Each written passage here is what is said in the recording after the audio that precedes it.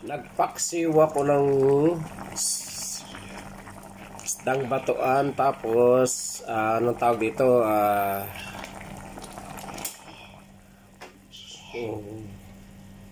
alimasag. Ayan,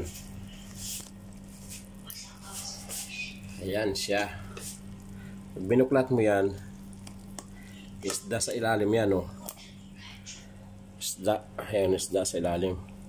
Ginamihan ko ng suka saka isang basong tubig kasi mahilig ako sa sabaw. Ayaw ko ng luto na walang sabaw, so umigop lang ako ng umigop ng sabaw. Quality, walang langsa dahil nandun sa ilalim yung mga sibuyas, luya, tsaka bawang nilagyan ko rin. At isa pang pampasarap niyan, nilagyan ko yan ng patis. So, baka malamig na to, mga tikman.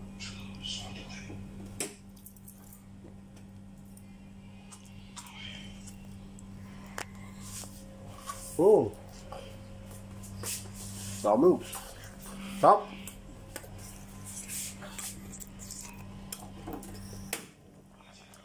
Medyo tuyuin ko ng konti.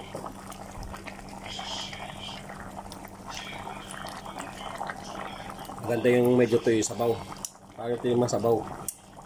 Kasi lagyan ko lang siya ng konting mantika. Ayan, naagaan ko.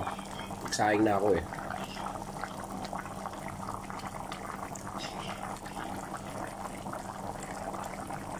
Kulong-kulo na yan. Ayan, nanunuot oh. May paalimasag oh. Oh, sus, paksi na alimasag. Saan ka pa? So ito alimasag, papapakin ko ngayon to. Kaya masarap kainin.